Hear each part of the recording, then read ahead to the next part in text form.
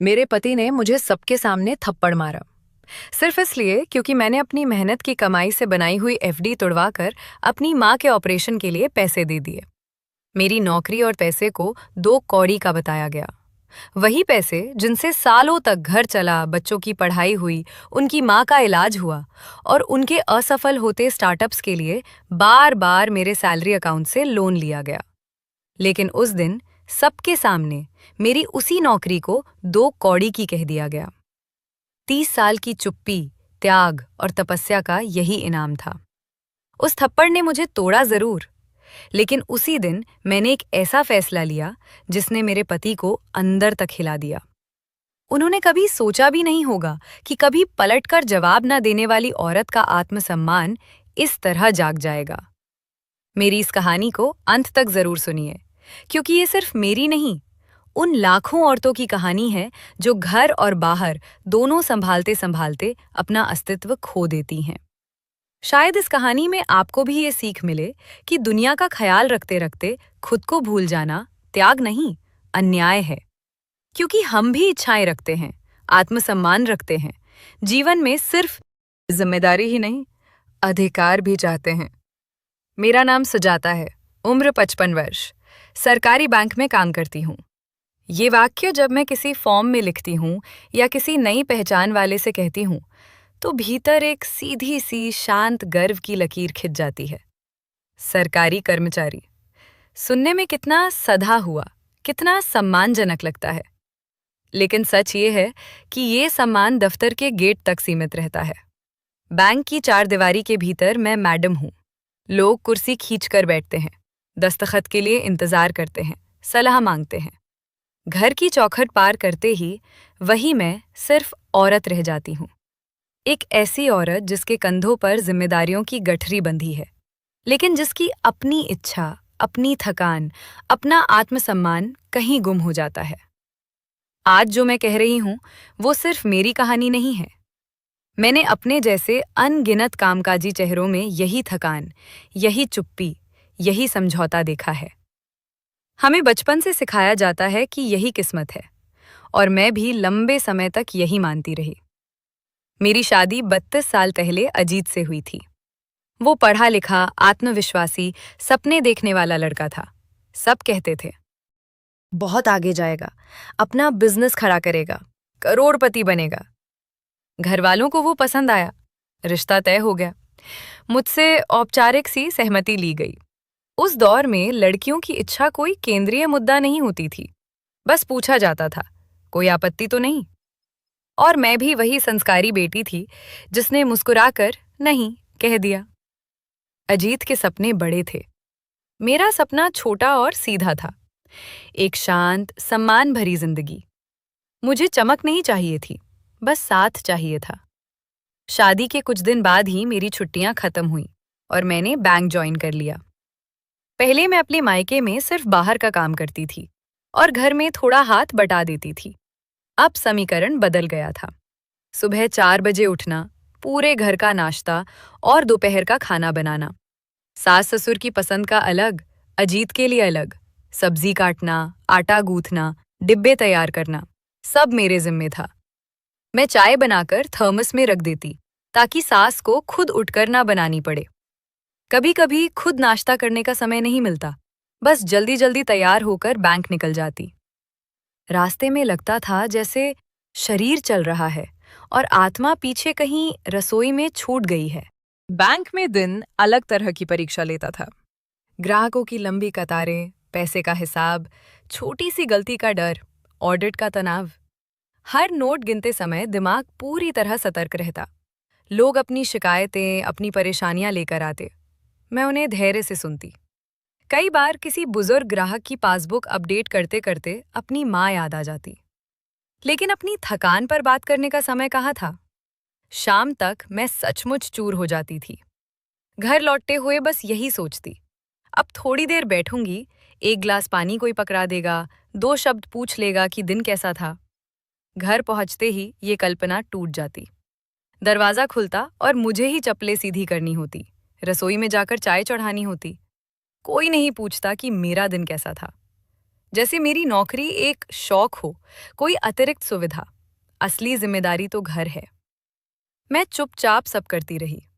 मैंने कभी ये जताने की कोशिश नहीं की कि घर का खर्च मेरी सैलरी से चलता है।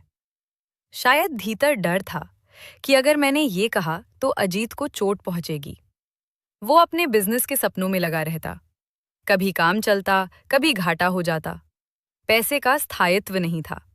महीने के अंत में मेरी सैलरी आती और घर की धुरी फिर स्थिर हो जाती। लेकिन सैलरी आते ही अजीत का स्वर बदल जाता। वो कहता, पत्नी हो तो मेरी, जैसे तुम्हारा मेरी हर चीज पर हक है, वैसे ही तुम्हारी हर चीज पर मेरा। बात सुनने में बराबरी जैसी लगती थी, पर उसका अर्थ अलग था। मेरा एटीएम, पासबुक सब उसके पास रहता। वो एक एक खर्च पूछता। अगर मैंने अपने लिए कोई साड़ी ले ली तो सवाल होता, जरूरत क्या थी? लेकिन जब उसे किसी नए बिजनेस आइडिया में पैसे लगाने होते तो मुझसे पूछना जरूरी नहीं समझता। धीरे धीरे मैंने अपनी इच्छाओं को छोटा कर दिया। अपने लिए कुछ खरीदने से पहले 100 बार सोचती। कई बार बैंक से देर हो जाती, कोई मीटिंग, कोई ऑडिट, कोई आकस्मिक काम। घर पहुंचते ही ताने मिलते, घर नहीं संभलता तो नौकरी क्यों करती हो? सास कहती, औरत घर में सेवा करती हुई अच्छी लगती है। मुझे समझाया जाता कि नौकरी मैंने अपने लिए की है, तो घर के काम में कमी नहीं आनी चाहिए। मुझे डर लगता था। नौकरी छोड़ना विकल्प नहीं था। मैंने कितनी मेहनत से पढ़ाई की थी, प्रतियोगी परीक्षा पास की थी। उस दौर में नौकरी पाना आसान नहीं था। बैंक की नियुक्ति पत्र मेरे लिए सिर्फ कागज नहीं था, मेरी पहचान था। फिर भी कई साल तक मैंने इस दोहरी जिंदगी को सामान्य मान लिया। खुद को समझाया कि यही संतुलन है। समाज हमें सिखाता है कि सहना ही स्त्री का आभूषण है। मैंने सच मान लिया था कि शायद मेरी जिंदगी इसी संतुलन का नाम है। सुबह से रात तक भागते रहना, अपने हिस्से की थकान को तकिए में छिपाकर सो जाना और अगले दिन फिर वही चक्र दोहरा देना। लेकिन जब मेरा बड़ा बेटा रोहन पैदा हुआ, तब मुझे पहली बार लगा कि अब मेरी जिम्मेदारी सचमुच कई गुना बढ़ गई है। एक नन्हा सा चेहरा जो हर पल मुझे खोजता था। मैं उसे गोद में लेकर घंटों बैठी रहती, उसके बालों में उंगलियां फेरते हुए सोचती कि अब मुझे और मजबूत होना पड़ेगा। सुबह 4 बजे उठने की आदत अब और भी जल्दी की हो गई। पहले दूध गर्म करना, फिर सास ससुर और अजीत के लिए नाश्ता, फिर बच्चे के कपड़े, फिर अपना टिफिन। मैं खुद कब बैठती थी, याद नहीं। बैंक की नौकरी, घर का काम और अब एक मासूम बच्चे की देखभाल, तीनों दिशाओं में मैं खिंचती रहती थी, लेकिन किसी से शिकायत नहीं करती थी। मुझे लगता था, माँ होना यही तो है, खुद को भूल जाना। कुछ ही सालों में आरुषि भी इस दुनिया में आ गई। मेरी गोद अब दो हिस्सों में बंट गई थी, लेकिन दिल में जगह कम नहीं हुई। जिम्मेदारियां जरूर दोगुनी हो गईं। स्कूल की फीस, किताबें, यूनिफॉर्म, डॉक्टर की फीस, सब कुछ मेरी सैलरी से चलता था। अजीत अब भी अपने सपनों में व्यस्त था। कभी नया सप्लाई का काम, कभी किसी दोस्त के साथ पार्टनरशिप, कभी कोई ऑनलाइन आइडिया। हर बार वही जोश, वही बड़े बड़े वादे, और कुछ महीनों बाद वही ठंडापन। मैं समझ चुकी थी कि बिजनेस के लिए धैर्य चाहिए, एक दिशा चाहिए, लेकिन अजीत हर दिशा में थोड़ा थोड़ा चलकर लौट आता था, और हर असफलता का आर्थिक बोझ मेरी बचत पर गिरता था। कई बार मेरी सैलरी से लोन लिया जाता, कभी मेरी जमा की हुई छोटी बचत निकाल ली जाती। मुझे बस इतना बताया जाता, घर का ही तो काम है। घर, लेकिन घर का मतलब हमेशा मेरी जिम्मेदारी और उसका अधिकार क्यों था? धीरे धीरे बच्चों ने स्कूल में कदम रखा। मैं उन्हें पढ़ते देखती तो मेरी सारी थकान कम हो जाती। मैंने तय कर लिया था कि उनकी पढ़ाई में कोई कमी नहीं रहने दूंगी। रोहन पढ़ाई में तेज था। उसने इंजीनियरिंग की और बाद में बेंगलुरु की एक अच्छी कंपनी में नौकरी पा ली। जिस दिन उसने पहली सैलरी का मैसेज दिखाया, मेरी आंखें भर आईं। लगा मेरी मेहनत रंग लाई। उसकी शादी हुई और मैंने खुद बहू को समझाकर उसके साथ बेंगलुरु भेज दिया। मुझे अच्छा नहीं लगता था कि नई नई शादी हुई लड़की अपने पति से दूर रहे। फिर आरुषि की भी शादी कर दी। वह दिल्ली चली गई। साल में एक बार आती है। बाकी समय फोन पर उसकी आवाज सुनकर ही मन बहला लेती हूँ। बच्चों के रहते घर में चहल पहल थी। उनके जाने के बाद घर की दीवारें और भी खाली लगने लगी। अब मैं और अजीत आमने सामने थे। बीच में न बच्चों की हंसी थी, न भागदौड़ का शोर। सासू माँ को गुजरे 2 साल हो चुके थे। उनके आखिरी दिनों में उनकी सेवा, उनके ऑपरेशन, दवाइयों का सारा खर्च उसी नौकरी से चला जिसे वह जीवन भर बेकार कहती रहीं। विडंबना देखिए, जिस सैलरी की उन्होंने कभी कद्र नहीं की, वही उनके इलाज का सहारा बनी। फिर भी पैसों का निर्णय लेने का अधिकार उन्हीं के पास रहता था। मैं बस कमाती थी, खर्च का फैसला दूसरे करते थे। इन सब के बीच मैंने बड़ी सावधानी से थोड़ी थोड़ी बचत की। कभी किसी महीने राशन में बचत हो गई, कभी बोनस मिला तो उसे जोड़कर मैंने 5 लाख की एक एफडी करवा ली। वह मेरी चुपचाप बनाई गई ढाल थी, मुसीबत के दिन के लिए। अजीत को उसके बारे में पता था। वह मेरे हर रुपये की जानकारी रखता था। उसे लगता था वह पैसा भी उसी का है, बस समय आने पर इस्तेमाल कर लेगा। लेकिन उस दिन किस्मत ने कुछ और तय कर रखा था। मैं बैंक में अपने काउंटर पर बैठी थी। 30 साल का अनुभव हाथों में उतर आया है। नोट गिनते गिनते, एंट्री करते करते अब उंगलियां खुद चलती हैं। तभी फोन बजा। छोटे भाई का नाम स्क्रीन पर देखकर मन थोड़ा घबराया। उसकी आवाज कांप रही थी। उसने बताया, दीदी, माँ की हालत बहुत खराब है। डॉक्टर ने कहा है तुरंत ऑपरेशन करना होगा। आधे पैसे का इंतजाम कर लिया है, बाकी आप समझ ही रही हो। एक पल को लगा जैसे बैंक की सारी आवाजें थम गई हों। मेरे कानों में सिर्फ माँ शब्द गूंज रहा था। वही माँ। मुझे पढ़ाया, नौकरी के लिए प्रोत्साहित किया, शादी के बाद भी हर दुख में मेरा साथ दिया। अगर आज मैं अपने पैरों पर खड़ी हूं तो उनकी वजह से। क्या आज उनकी ज़रूरत पर मैं चुप रह सकती थी? पूरी जिंदगी अजीत ने मुझे मायके पर 1 रुपया खर्च नहीं करने दिया। उसका तर्क साफ था, शादी के बाद लड़की की जिम्मेदारी सिर्फ ससुराल होती है, मायका अब मेहमान की तरह है। मैं हर बार चुप रह जाती थी, लेकिन आज बात मेरी माँ की थी। क्या बेटी का कर्तव्य सिर्फ राखी पर मिठाई भेजने तक सीमित है? क्या मैं सिर्फ पत्नी और माँ हूँ, बेटी नहीं? मेरे भीतर पहली बार एक साफ आवाज़ उठी, मेरा कर्तव्य बराबर है। जितना अधिकार मेरे भाइयों का है, उतना ही मेरा भी। मैंने उसी दिन अपनी एफडी तुड़वाने का निर्णय लिया। कागज़ों पर साइन करते समय हाथ हल्का कांपा ज़रूर, लेकिन दिल में कोई संदेह नहीं था। मुझे लगा मैं सिर्फ पैसे नहीं दे रही, मैं अपने अस्तित्व को स्वीकार कर रही हूँ कि मैं बेटी हूँ और यह मेरा अधिकार भी है और कर्तव्य भी। उस पल मुझे यह नहीं पता था कि इस फैसले से घर में तूफान उठेगा, लेकिन यह ज़रूर जानती थी कि अगर आज मैं डर गई तो जिंदगी भर खुद को माफ़ नहीं कर पाऊंगी। क्योंकि कभी कभी औरत को अपने भीतर की बेटी को बचाने के लिए पत्नी की चुप्पी तोड़नी ही पड़ती है। मैंने बिना देर किए अपनी एफडी तोड़वा दी और पैसे भाई के अकाउंट में ट्रांसफ़र कर दिए। मायका बहुत दूर था, तुरंत पहुंच पाना संभव नहीं था, लेकिन एक बेटी होने के नाते मैं कम से कम आर्थिक सहारा तो दे ही सकती थी। पैसे ट्रांसफ़र करने के बाद जब मैं बैंक से घर लौट रही थी तो दिल के किसी कोने में हल्की सी घबराहट ज़रूर थी। मैं अजीत को जानती थी, उसे मेरे हर रुपये की खबर रहती थी, लेकिन फिर भी मैंने खुद को समझाया, अगर मैं उसे शांति से समझाऊंगी, माँ की हालत बताऊंगी, तो वह मान जाएगा। आखिर वह भी तो किसी का बेटा है, उसे माँ का दर्द समझ आएगा। उस दिन घर में चहल पहल थी।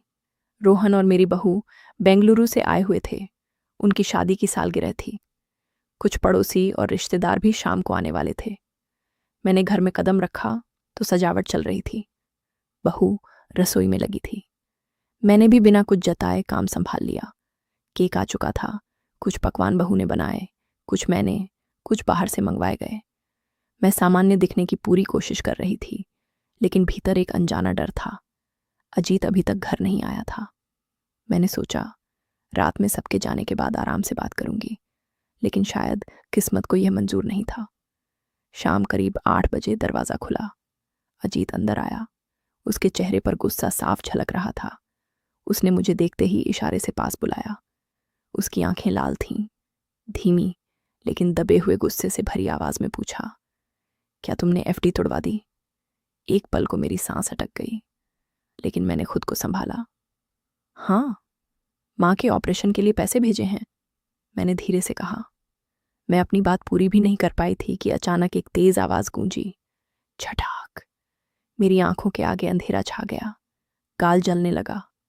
55 साल की उम्र में 2 बच्चों की माँ, एक सरकारी बैंक अधिकारी और अपने ही घर में सबके सामने मेरे पति ने मुझे थप्पड़ मार दिया था। उस एक पल में लगा जैसे मेरे भीतर कुछ हमेशा के लिए टूट गया। बरसों के त्याग, संघर्ष, समर्पण का ये परिणाम मिला। सोचकर आज मेरी आत्मा रो पड़ी। अगर आप मेरे इस दर्द और इस तकलीफ को महसूस कर पा रहे हैं तो अभी कमेंट करके ज़रूर बताइए, क्या आपने अपने जीवन में कभी ऐसा कुछ सहा है? क्या आपको लगता है कि अजीत ने जो मेरे साथ किया वह कहीं से भी सही था? आपकी हर राय मेरे लिए मायने रखती है। साथ ही वीडियो को लाइक ज़रूर कीजिए और चैनल को सब्सक्राइब कर लीजिए, क्योंकि सच यही है कि हमारी कहानियाँ बहुत लोग देखते हैं, लेकिन उनमें से बहुत कम लोग चैनल को सब्सक्राइब करते हैं। आपका एक छोटा सा सब्सक्रिप्शन हमें हौसला देता है, प्रेरणा देता है, ताकि हम आप तक ऐसी ही सच्ची, भावनात्मक और प्रेरणादायक कहानियाँ लगातार ला सकें। आपका साथ ही हमारी ताकत है, इसलिए अभी सब्सक्राइब करें और मेरी कहानी में अंत तक जुड़े रहें। मेरे गाल पर उसकी उंगलियों के निशान साफ उभर आए थे, लेकिन उससे भी ज्यादा गहरा निशान मेरी आत्मा पर पड़ा था। 30 साल की चुप्पी, 30 साल का समर्पण, 30 साल का घर बचाने का विश्वास, सब उसी आवाज के साथ बिखर गया। अजीत रुकने वाला नहीं था। उसके शब्द तीर की तरह बरस रहे थे। तूने एफडी तोड़वा दी, मुझसे पूछे बिना? तेरी हिम्मत कैसे हुई? इस घर में पैसों का फैसला लेने का हक सिर्फ मेरा है। उसकी आवाज दहाड़ जैसी थी, लेकिन मैं पहली बार उसकी आंखों में डर देख रही थी, जैसे उसके हाथ से नियंत्रण फिसल रहा हो। मैं गाल पर हाथ रखे खड़ी थी। आस-पास खड़े लोग सन्न थे। कुछ के चेहरों पर दया, कुछ पर तमाशाबीन मुस्कान। मेरा बेटा पत्थर की तरह खड़ा था। शायद उसे यकीन नहीं हो रहा था कि उसके परफेक्ट दिखने वाले माता-पिता के रिश्ते की सच्चाई इतनी कड़वी है। और उसी पल, पहली बार, मैंने अजीत को जवाब दिया। मेरी आवाज कांप रही थी, लेकिन शब्द साफ थे। वो पैसे मेरे थे अजीत। एक-एक रुपया मैंने जोड़ा था। माँ का ऑपरेशन होना था। अगर आज मैं इस लायक हूं कि पैसे कमा सकूं, तो वो मेरी माँ की वजह से है। मुझे उनसे पूछने की जरूरत नहीं थी कि मैं अपनी कमाई कहाँ खर्च करूं। मेरे शब्दों ने जैसे उसके पुरुष अहंकार को चोट पहुंचा दी। वह और भड़क उठा। घर संभाल नहीं पाती और चली है मायके की मदद करने। 2 कौड़ी की बैंक की नौकरी क्या मिल गई? खुद को महारानी समझने लगी है। खबरदार, जो आज के बाद एक पैसा भी मुझसे पूछे बिना इधर-उधर किया। 2 कौड़ी की नौकरी, ये शब्द मेरे कानों में गूंजते रह गए। जिस नौकरी के सहारे घर चला, बच्चों की पढ़ाई हुई, उसकी माँ का ऑपरेशन हुआ, बिजली पानी का बिल भरा गया, वही नौकरी आज 2 कौड़ी की हो गई। उस पल मुझे लगा जैसे किसी ने मेरी बरसों की तपस्या पर पानी फेर दिया हो। सालगिरह का माहौल खराब हो चुका था। केक कटा जरूर, लेकिन मुस्कानें बनावटी थीं। मेहमान जल्दी जल्दी खाना खाकर निकल गए। बहू ने चुपचाप सब संभाला। रोहन कुछ बोलना चाहता था, लेकिन शायद संस्कारों और स्तब्धता के बीच फंस गया था। अगली सुबह वे दोनों बेंगलुरु लौट गए। जाते समय रोहन ने मेरी ओर देखा। उसकी आंखों में सवाल थे, दर्द था और शायद अपराध बोध भी। मैं रोज की तरह बैंक चली गई, लेकिन आज मैं पहले वाली सुजाता नहीं थी। 30 साल की सहनशीलता आज जवाब दे चुकी थी। मैंने अपने काउंटर पर बैठते ही एक कठोर फैसला किया। अगर मेरी नौकरी 2 कौड़ी की है, तो अब वही नौकरी मेरी ताकत बनेगी। सबसे पहले मैंने अपने सैलरी अकाउंट की फाइल निकाली। वह जॉइंट था। नॉमिनी अजीत था। एटीएम और पासबुक उसके पास रहते थे। मैंने आवेदन भरा, जॉइंट नाम हटाने का, नॉमिनी बदलने का। मैंने नया अलग सैलरी अकाउंट खुलवाया। अपने सारे सेविंग अकाउंट्स, फिक्स डिपॉजिट्स, जहां जहां उसका नाम था, हटवाने की प्रक्रिया शुरू कर दी। पूरा दिन मैं बैंक के काम के साथ साथ अपने कागजी काम निपटाती रही। हर साइन के साथ मुझे लग रहा था जैसे मैं अपनी खोई हुई पहचान वापस ले रही हूं। शाम होते होते सब औपचारिकताएं पूरी हो चुकी थी। जब मैं बैंक से बाहर निकली तो मुझे खुद में एक बदलाव महसूस हुआ। जब मैं उस शाम घर लौटी तो दरवाजा खोलते ही टीवी की तेज आवाज सुनाई दी। ड्राइंग रूम में अजीत सोफे पर बैठा था। सामने क्रिकेट मैच चल रहा था। हाथ में रिमोट, चेहरे पर वही सामान्य भाव, जैसे कल कुछ हुआ ही नहीं, जैसे मेरे गाल पर पड़ा थप्पड़ किसी और की कहानी हो। एक पल को मुझे लगा शायद मैं ही ज्यादा सोच रही हूं, शायद उसे सचमुच एहसास नहीं कि उसने क्या किया। लेकिन अगले ही क्षण उसकी आवाज गूंजी, कड़ी, आदेश देने वाली। सुबह तुमने खाना नहीं बनाया। जब बहू तुमसे पहले जा चुकी थी तो क्या तुम्हारा अक्ल घास चरने गया था कि खाना नहीं बनाया? आज मुझे बाहर खाना खाना पड़ा।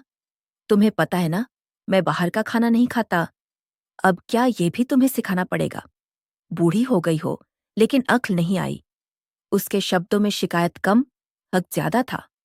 जैसे मैं कोई कर्मचारी हूं जिसने अपना कर्तव्य ठीक से निभाया नहीं। कल रात की बेजमिजदी अभी भी मेरे भीतर जल रही थी। आज पहली बार मैंने बिना एक पल गंवाए जवाब दिया, तुम्हारे हाथ पैर सलामत हैं, अपाहिज नहीं हो तुम। रसोई में सब रखा है, जाओ खुद बनाकर खा सकते हो। मेरे शब्दों के साथ कमरे में जैसे सन्नाटा छा गया। उसके चेहरे पर हैरानी साफ दिख रही थी। शायद उसे विश्वास नहीं हो रहा था कि मैं वही सुजाता जो सालों से बिना कुछ कहे सब करती रही, आज उसे खुद खाना बनाने को कह रही हूं। वह अचानक उठ खड़ा हुआ। अब क्या तेरे रहते हुए मैं घर के काम करूं? अगर मैं ही खाना बनाऊं तो पत्नी रहने का मतलब क्या हुआ? उसके इस सवाल ने जैसे मेरे भीतर वर्षों से दबे शब्दों का दरवाजा खोल दिया। मेरी आवाज अब धीमी नहीं थी। क्या पत्नी का मतलब सिर्फ जिम्मेदारी है, अधिकार नहीं? क्या पति का कोई कर्तव्य नहीं होता, सिर्फ अधिकार होता है? घर संभालना पत्नी का, बच्चों को देखना पत्नी का। अगर पत्नी कमाए तो उसकी कमाई भी पति की, और पति अगर कमाए तो अपने हिसाब से खर्च करे, और अगर न कमाए तो और भी अच्छा, उसे तो घर का काम भी नहीं करना पड़ेगा। क्या पुरुष होना इतना बड़ा विशेषाधिकार है कि आदमी राजा बन जाए? मैं रुकी नहीं। वर्षों की चुप्पी शब्द बनकर बह रही थी। इतने साल मैं तुम्हारे साथ रही, कभी तुम्हें यह एहसास नहीं होने दिया कि घर का सारा खर्च मैं उठा रही हूं। तुम्हें कभी जाहिर नहीं किया कि मेरी कमाई से घर चल रहा है, ताकि तुम्हें छोटा महसूस न हो। तुम्हारी मां का इलाज मेरे पैसों से हुआ, बच्चों की फीस मैंने भरी। तुम्हारे हर असफल स्टार्टअप के बाद नया पैसा मेरे सैलरी अकाउंट के लोन से आया। मेरी हर चीज पर तुम्हारा अधिकार रहा, एटीएम, पासबुक, एफडी, सब पर। और मेरी चुप्पी को तुमने मेरी कमजोरी समझ लिया। उसका चेहरा अब गुस्से से लाल था, लेकिन मैं रुकने वाली नहीं थी। जिस नौकरी को तुमने 2 कौड़ी का कहा है, वही नौकरी मेरा सहारा है। अब तुम अपना सहारा खुद ढूंढो। आज के बाद मुझसे खाना, चाय, हिसाब कुछ उम्मीद मत करना। और हाँ, मैंने अपना सैलरी अकाउंट अलग कर लिया है। सारे अकाउंट से तुम्हारा नाम हटा दिया है। अब मेरी कमाई पर सिर्फ मेरा हक है। मेरे शब्द एक एक करके उस पर गिर रहे थे। शायद पहली बार वह सुन रहा था, सचमुच सुन रहा था, और मेरे शब्द उसके अहंकार को ध्वस्त कर रहे थे। अचानक वह जोर से चिल्लाया, बस, बहुत बकवास सुन ली मैंने तेरी। अगर बुढ़ापे में यही चाहती है कि लोग देखें कैसे पति पत्नी इस उम्र में अलग होते हैं, तो ठीक है, उठा अपना सामान और निकल यहां से। उसकी आवाज में चुनौती थी, धमकी थी, लेकिन इस बार मेरे भीतर डर नहीं था। मैंने उसकी आंखों में सीधा देखा और बहुत शांत स्वर में कहा, घर से मैं क्यों निकलूं? ये घर मेरे नाम है। डाउन पेमेंट से लेकर हर ईएमआई मैंने भरी है। जब फ्लैट लिया था, तुमने कहा था बाद में अपने नाम ट्रांसफर करवा लेंगे। शायद भूल गए, लेकिन मैंने नहीं भुलाया। कागज मेरे पास है। अगर कोई जाएगा तो तुम जाओगे। वह कुछ पल के लिए बिल्कुल चुप हो गया, जैसे उसे पहली बार एहसास हुआ कि जिस औरत को वह सालों से दबाता रहा, वही इस घर की असली आधारशिला है। कमरे में टीवी अब भी चल रहा था, लेकिन आवाज जैसे कहीं दूर चली गई थी। हम दोनों आमने सामने खड़े थे। 32 साल की शादी एक अदृश्य रेखा के दो ओर बटती हुई। मैंने धीरे से कहा, मैं आज कहीं नहीं जा रही, लेकिन अगर तुमने फिर कभी हाथ उठाया या मुझे अपमानित किया तो मैं चुप नहीं रहूंगी। कानून भी जानती हूं और अपने अधिकार भी। ये कहते हुए मुझे अपने भीतर एक अजीब सी शांति महसूस हुई, जैसे कोई लंबा युद्ध शुरू होने से पहले सैनिक अपने भीतर साहस पा लेता है। उस रात मैं अपने कमरे में चली गई, दरवाजा बंद किया, आईने में खुद को देखा। गाल पर थप्पड़ का निशान हल्का पड़ चुका था, लेकिन आंखों में एक नई चमक थी। मैं वहीं सुजाता थी, 50 साल की, सरकारी बैंक में काम करने वाली। लेकिन अब मैं सिर्फ जिम्मेदारियों में बंधी औरत नहीं थी। अब मैं अपने सम्मान के लिए खड़ी होने वाली औरत थी। मेरी चाल में एक नया आत्मविश्वास था। अब मैं सिर्फ जिम्मेदारियों से बंधी औरत नहीं थी। अब मैं अपने अस्तित्व को पहचान चुकी थी। उस दिन मैंने अपने मन की सारी बातें कह दी थी। वर्षों से जमा हर शिकायत, हर अपमान और हर दबा हुआ आक्रोश शब्द बनकर बाहर आ गया था। लेकिन तभी अचानक मेरा ध्यान माँ की तबीयत पर गया और मुझे याद आया कि वह ठीक नहीं है। मैंने उसी समय ऑनलाइन छुट्टी के लिए आवेदन कर दिया और अगले दिन की ट्रेन की टिकट बुक कर ली। अपना सामान पहले ही बांध चुकी थी और सुबह मायके के लिए निकलने लगी। निकलने से पहले मैंने अजीत से सिर्फ इतना कहा कि मैं अपनी माँ को देखने जा रही हूं, तो उसने फिर उसी आदेश भरे लहजे में कहा, वहां जाने से पहले क्या तुमने मुझसे पूछने की जरूरत भी नहीं समझी? उसे लग रहा था कि मैं अब भी वही पुरानी, डर जाने वाली सुजाता हूं, जो उसकी आवाज सुनते ही घबरा जाएगी, उसके सामने झुक जाएगी और जाने की इजाजत मांगेगी। लेकिन इस बार मैंने पलटकर साफ शब्दों में कहा कि अपनी बीमार माँ को देखने जाने के लिए मुझे तुम्हारी परमिशन की जरूरत नहीं है। मैंने तुम्हें सिर्फ यह बताने के लिए बुलाया है कि मेरे आने से पहले यह घर खाली कर देना, क्योंकि अब मैं अपनी जिंदगी में सुकून चाहती हूं। तुमने अपने जीवन भर में जो भी कमाया हो, जो भी अपनी औकात बनाई हो, तुम आराम से जाकर वहीं रहो। मुझे मेरी इस 2 कौड़ी की नौकरी और इस छोटे से घर के साथ अकेला छोड़ दो। इतना कहकर मैं चली गई। वो हैरानी से देखता रहा, जैसे शब्द गले में अटक गया हो। ट्रेन में बैठे हुए मुझे आज पहली बार लगा जैसे मैं सच में आजाद हूं। जैसे मुझे इस बात की चिंता नहीं रही कि घर से निकलने के बाद वापस आना है, कि कोई नाराज होगा, कि मुझे किसी को खुश करने के लिए अतिरिक्त प्रयास करने पड़ेंगे। उन सारी चिंताओं से मैं मुक्त थी और भीतर से हल्का महसूस कर रही थी। मायके पहुंचकर मैं सीधा अस्पताल गई, जहां माँ भर्ती थीं। उनका ऑपरेशन हो चुका था, लेकिन उनकी स्थिति अभी पूरी तरह सामान्य नहीं थी। उन्हें उस हालत में देखकर दिल भर आया। फिर भी मैंने अपने भाई को हिम्मत बंधाई और खुद को संभाले रखा। पर अपने साथ जो कुछ हुआ था उसके बारे में मैंने किसी को कुछ नहीं बताया। शायद मुझे लगा ये समय उचित नहीं है। अभी माँ को मेरी मजबूती की जरूरत है, मेरे आंसुओं की नहीं। मैंने सोचा जब माँ पूरी तरह ठीक होकर घर आ जाएंगी और उनका मन थोड़ा स्थिर हो जाएगा, तब मैं उन्हें सब कुछ बता दूंगी। कुछ दिनों तक अस्पताल में रहने के बाद आखिरकार माँ को डिस्चार्ज कर दिया गया और हम उन्हें घर ले आए। घर का वातावरण अस्पताल से अलग था, थोड़ा सुकून भरा, थोड़ा अपनापन लिए हुए। और मुझे लगा कि अब समय है सच कहने का। जब मुझे यकीन हो गया कि माँ पहले से बेहतर महसूस कर रही हैं, तब मैंने बैठकर उन्हें अजीत के साथ हुई सारी बात विस्तार से बता दी। कैसे बात बढ़ी, कैसे मैंने अपने लिए खड़ा होना सीखा और कैसे मैं घर छोड़कर यहां आ गई। माँ ने मुझे ध्यान से सुना, बीच में टोका नहीं। बस अंत में इतना कहा कि अब उनकी वह उम्र नहीं रही कि वे मुझे हर बात पर सलाह दें। मैं खुद समझदार हूं, उम्रदराज हूं, पढ़ी लिखी हूं, दुनिया देख चुकी हूं, इसलिए जो भी फैसला करूं सोच समझकर अपने दिमाग से करूं, किसी दबाव में नहीं। उनके शब्दों में आदेश नहीं, भरोसा था। और मैंने भी मन ही मन तय कर लिया था कि अब मुझे अपनी जिंदगी में सिर्फ सुकून चाहिए, कोई अनावश्यक बोझ नहीं। लेकिन मुझे मायके आए अभी 1 ही हफ्ता हुआ था कि रोहन का फोन आया और थोड़ी ही देर बाद आरुषि का भी। दोनों की आवाजों में चिंता थी, पर बात एक ही थी। वे मुझे समझाने लगे कि इस उम्र में माँ बाप का अलग होना ठीक नहीं। मुझे पापा को एक मौका और देना चाहिए, घर परिवार को टूटने से बचाना चाहिए। और मैं चुपचाप उनकी बातें सुनती रही, क्योंकि मुझे पता था कि अब जो भी फैसला होगा वह भावनाओं के दबाव में नहीं, बल्कि मेरे आत्मसम्मान और मेरे सुकून को सामने रखकर होगा। अभी मुझे वहां रुके हुए 1 सप्ताह हुए थे कि पहले बेटे का और फिर बेटी का फोन आया। दोनों मुझे समझाने लगे कि इस उम्र में मुझे उनके पिताजी से अलग नहीं होना चाहिए, वरना समाज क्या कहेगा। लेकिन मेरा एक ही जवाब था कि जब मेरी पूरी जिंदगी जिम्मेदारियों के बोझ तले दब गई, तब किसी समाज वाले ने आकर मेरी मदद नहीं की। जब सबके सामने मेरे आत्मसम्मान को अजीत ने तार तार किया, तब यही समाज या तो चुपचाप तमाशा देख रहा था या मन ही मन मुस्कुरा रहा था।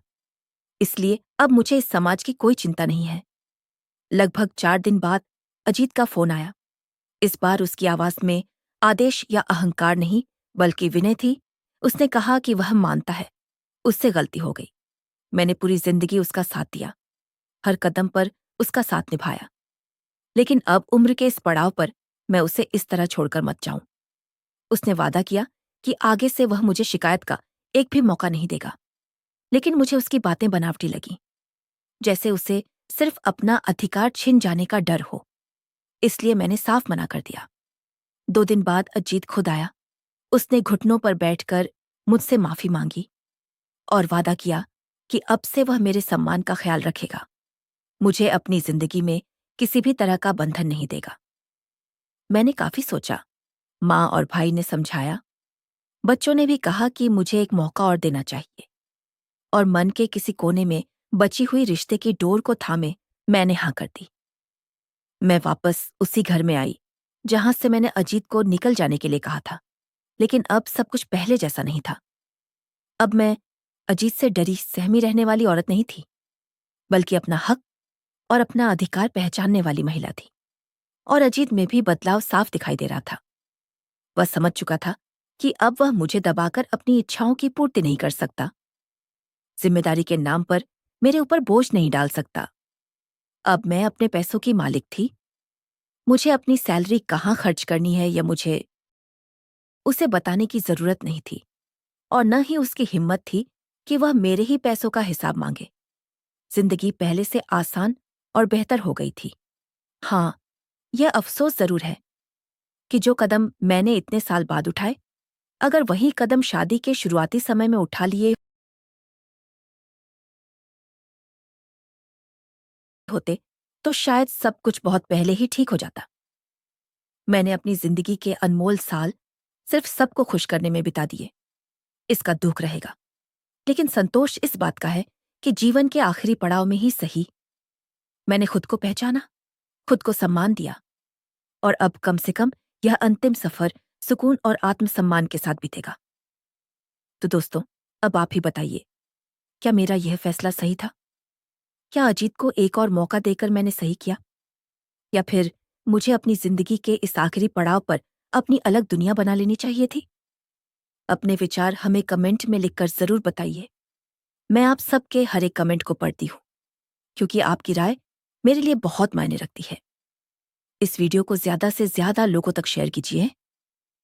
क्या पता आपकी एक सलाह किसी और सुजाता तक पहुंच जाए और उसे भी अपने अंधेरे से निकलकर रोशनी की तरफ कदम बढ़ाने की हिम्मत मिल सके।